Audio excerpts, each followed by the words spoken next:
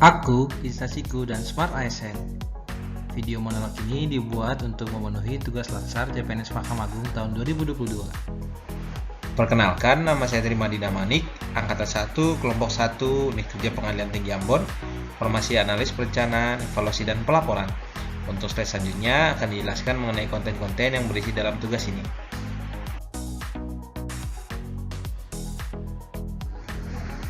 Baik, di sini saya akan menjelaskan 6 poin utama yang terdapat dalam tugas ini, yaitu yang pertama profil instansi, yaitu Pengadilan Tinggi Ambon, visi, moto, dan misi Pengadilan Tinggi Ambon, struktur organisasi Pengadilan Tinggi Ambon, satuan kerja, wilayah hukum Pengadilan Tinggi Ambon, fungsi Pengadilan Tinggi Ambon, dan ulasan Smart ASN. Pengadilan Tinggi Ambon dibentuk berdasarkan Undang-Undang Nomor 4 Tahun 1966 yang diresmikan pada tanggal 2 Desember 1977 oleh Menteri Kehakiman Republik Indonesia pada waktu itu Bapak Profesor Muchtar Kusumatmadja SH. Pengadilan Tinggi Ambon bertugas dan berwenang mengadili perkara pidana dan perkara perdata di tingkat banding, serta Pengadilan Tinggi Ambon juga bertugas dan berwenang mengadili di tingkat pertama, dan terakhir sengketa kewenangan mengadili antar pengadilan negeri di daerah hukumnya.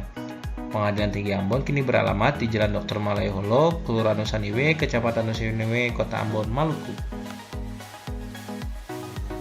Visi dan misi memberikan titik fokus yang membantu menyelaraskan semua orang dengan organisasi, sehingga memastikan bahwa setiap orang bekerja untuk satu tujuan. Ini akan membantu meningkatkan efisiensi dan produktivitas dalam organisasi.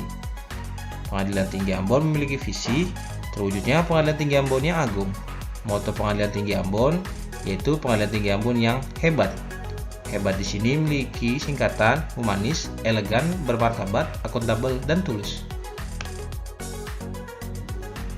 Pernyataan misi bertujuan memberi organisasi panduan yang jelas dan efektif untuk membuat keputusan. Pengadilan Tinggi Ambon memiliki 4 misi untuk mencapai visi yang sudah ditetapkan. Misi yang pertama menjaga kemandirian Pengadilan Tinggi Ambon. Yang kedua memberikan pelayanan hukum yang berkeadilan kepada pencari keadilan. Yang ketiga meningkatkan kualitas kepemimpinan di Pengadilan Tinggi Ambon. Yang keempat meningkatkan kredibilitas dan transparansi di Pengadilan Tinggi Ambon. Struktur organisasi bertujuan agar supaya organisasi atau perusahaan lebih mudah dalam hal pembagian tugas dan tanggung jawab tiap individu dalam menjalankan sebuah organisasi atau perusahaan. Pengadilan Tinggi Ambon memiliki struktur organisasi yang diketuai oleh Dr. Erwin Pangkatas Malau, SHMH sebagai Ketua Pengadilan Tinggi Ambon, dengan wakilnya Bapak Tajudin SH sebagai Wakil Ketua Pengadilan Tinggi Ambon.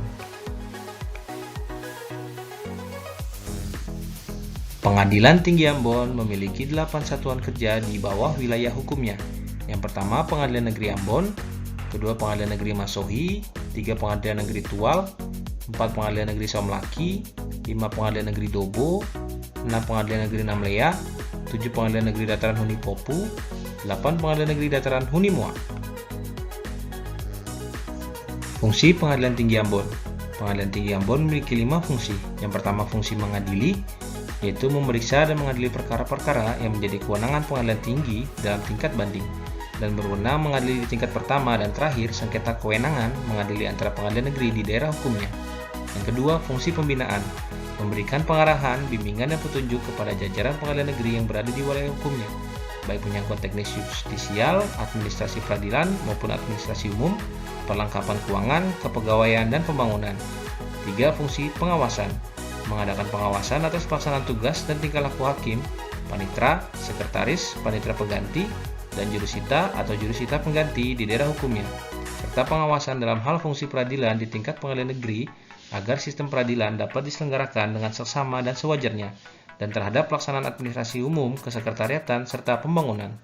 4. Fungsi administratif, menyelenggarakan administrasi umum, keuangan, dan kepegawaian serta lainnya untuk mendukung pelaksanaan tugas pokok, teknis, peradilan, dan administrasi peradilan. 5. Fungsi lainnya, yang ada 2 poin. Yang pertama, pelayanan penyuluhan hukum, pelayanan riset atau penelitian dan sebagainya. Yang kedua, pelayanan pelaksanaan registrasi pengacara praktek kuasa insidentil yang akan beracara di pengadilan negeri sewilayah Pengadilan Tinggi Ambon.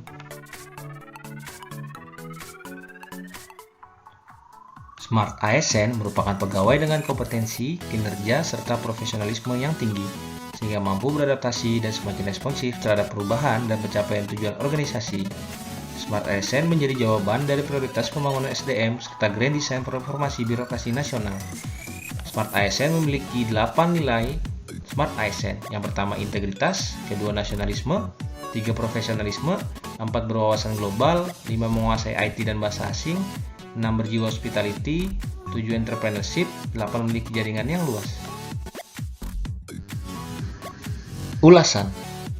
Hal-hal yang dapat saya lakukan untuk meningkatkan kinerja dalam pelaksanaan tugas agar mencapai smart governance, yaitu berintegritas yang tinggi, kompeten dan profesional di bidang kerja, berwawasan global dengan pemahaman teknologi yang baik, serta memiliki etika berperilaku yang santun dan ramah, akan menolong peningkatan kinerja dalam pelaksanaan tugas.